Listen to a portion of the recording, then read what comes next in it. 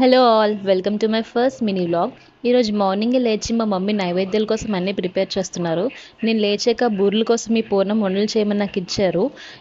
ఫాస్ట్గా పూర్ణాలన్నీ ఫినిష్ చేసేసి మా మమ్మీకి ఇచ్చాను. మా మమ్మీ ఈలోపు బూరెల కోసం పిండిని ప్రిపేర్ చేస్తున్నారు. అప్పటికప్పుడు పిండి రుబ్బి బూరెలు వేస్తారనమాట.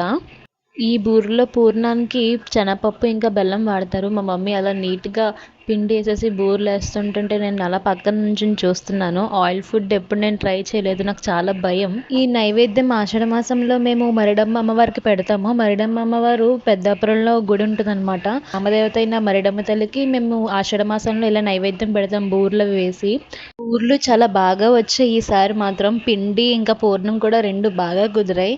చాలా ఫాస్ట్గా అయిపోయింది. ఈ పూర్ణం బూరెలతో పాటు పొంగు బూరెలు కూడా కొంచెం వేశారు. ముందుగానే మా మమ్మీ పూజ కోసం అన్ని ప్రిపేర్ చేసేసారు. పూజ అయిపోయి ఇలా బూరెల్లో నెయ్యి వేసుకొని మంచిగా లాగించేసాను. మీకు కూడా ఇలా బూరెలో నెయ్యి వేసుకుని తినడం ఇష్టమా?